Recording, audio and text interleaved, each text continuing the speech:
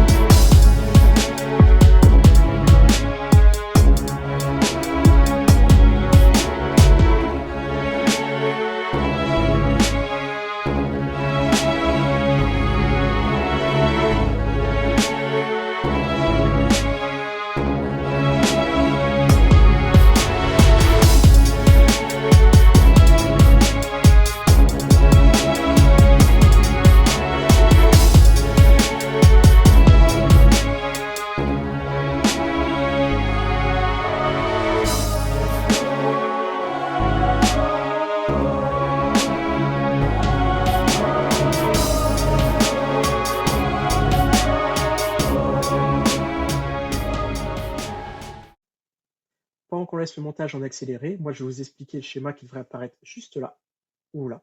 Non, c'est bon, il apparaît là. Pour l'ESP, j'utilise une carte d'extension. Cette carte d'extension elle va me permettre d'éviter de faire des soudures ou de mettre des broches. On clipse l'ESP sur la carte d'extension, on utilise le port qu'on veut, on visse, on dévisse. Moi, je trouve ça beaucoup plus simple. De toute façon, je vous mettrai la liste du matériel dans la description. Pour le ruban LED, c'est assez facile aussi. On suit le schéma. Vous avez le 5 volts qui est le plus, vous avez le D0 qui est la commande et vous avez le GND qui est le moins. On part du 5 volts, on va au VIN de l'ESP, pardon, et ensuite au plus du transfo. Le D0, c'est la commande, on le met sur D4. Moi, je le mets sur D4. On peut utiliser D3, D2. Moi, je le mets sur D4 de l'ESP. Comme ça, on pourra le configurer sur WLED. Et ensuite, vous avez le GND. On le met sur le GND de l'ESP et sur le moins du transfo. Petit aparté, j'ai vu que je pouvais mettre un petit bouton aussi sur l'ESP. Donc, je me suis amusé à mettre un petit bouton. Je vais modéliser un modèle pour pouvoir, un petit boîtier pour pouvoir mettre mon ESP plus un bouton par-dessus. Comme ça va me permettre d'allumer ou d'éteindre mon ruban au lieu de le faire avec le portable si j'ai pas le portable sur moi qui est dans la pièce d'à côté. On ne pourra pas modifier les effets, juste faire on-off. Voilà. Donc pour mettre le bouton, en fait, c'est simple. Vous allez sur D3 et sur le GND. Voilà. Le transfo, dernier point, le transfo est assez important.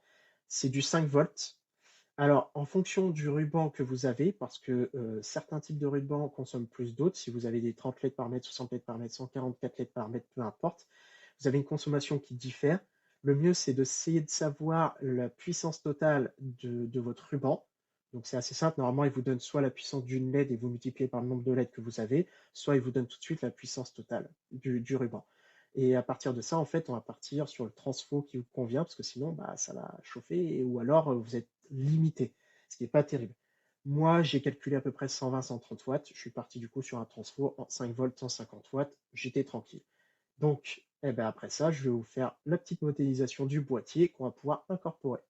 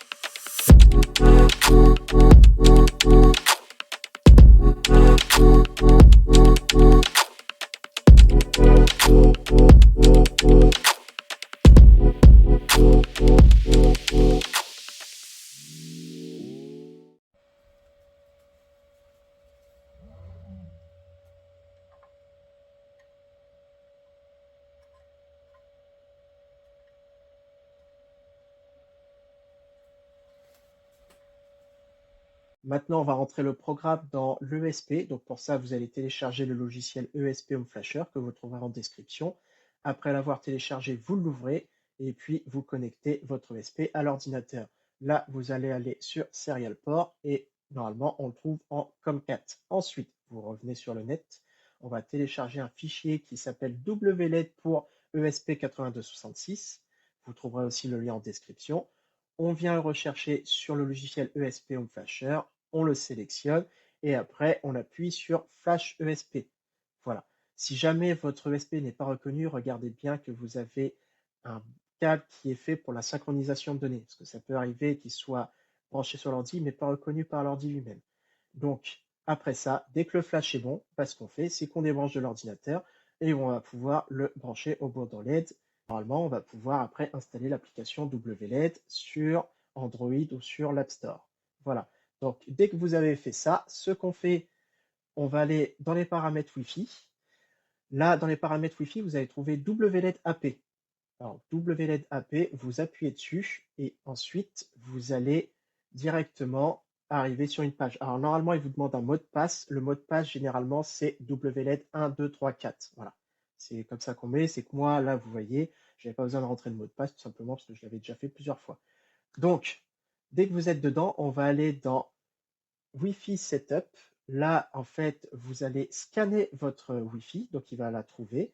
Ensuite, vous allez rentrer votre mot de passe de la Wi-Fi. Moi, vous voyez, je l'avais déjà mis. Après, on met une adresse IP ou pas. Moi, je sais que j'en mets une, donc 192.168.1.177, etc. Je mets ça parce que moi, je préfère faire comme ça. Voilà.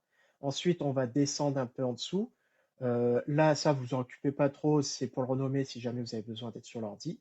Et l'AP SSID, c'est pour le renommer. Moi, je le renomme en nuage gaming room. Voilà. Et ensuite, on enlève l'AP password, comme ça, c'est plus simple, ça reste ouvert. Et vous appuyez sur Save and Connect. Vous vous enlevez de cette Wi-Fi de la WLED et vous allez aller sur votre Wi-Fi existante. Après, on revient sur l'application WLED et normalement, on va aller dans le petit plus, on fait Discover Light et là, on voit qu'il a trouvé mon programme. Hop, et là, normalement, on est bon. Il suffit juste de regarder. Vous regardez si en appuyant sur le vert, vous mettez en vert, en appuyant sur le rouge, il vous met bien sur le rouge, etc. Maintenant, on va aller dans les options LED Preferences. Pourquoi? Parce que si vous voyez bien, votre ruban n'est pas allumé entièrement, il n'y a qu'un petit bout d'allumé, ce qui est normal.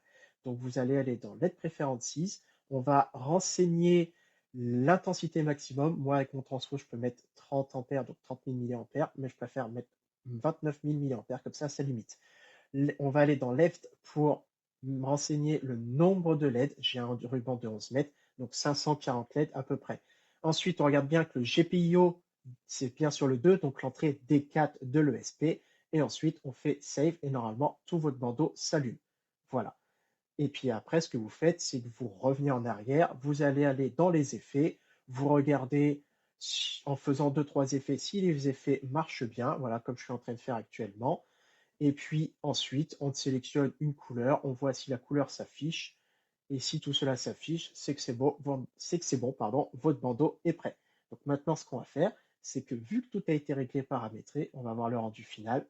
C'est parti.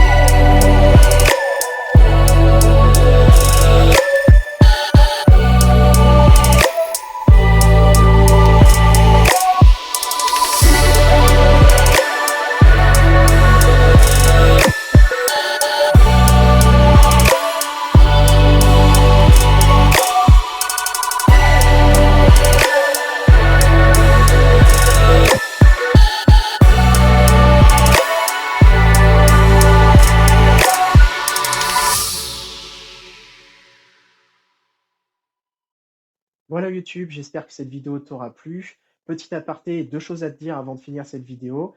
La première, j'ai pas utilisé de feuille blanche comme on le voit plutôt dans la vidéo. J'ai directement collé la boîte au plafond. C'était moins prise de tête pour moi.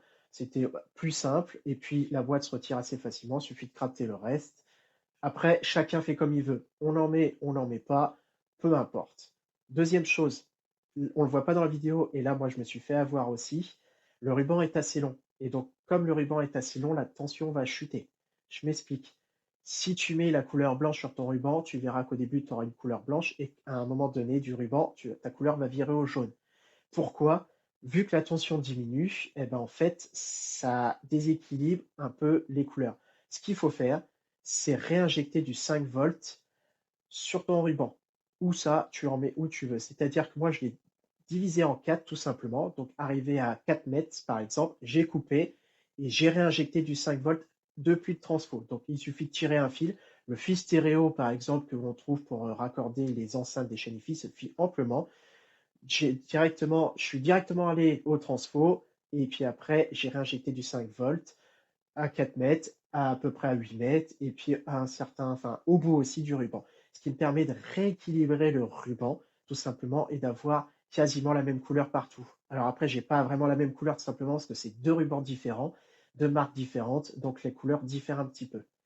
Dans tous les cas, si tu n'as pas envie de te prendre la tête avec un ruban adressable, rien ne t'empêche d'utiliser un ruban classique que tu trouves dans le commerce, prêt à brancher avec une télécommande. Tu auras le même rendu, c'est juste que tu seras limité au niveau des effets.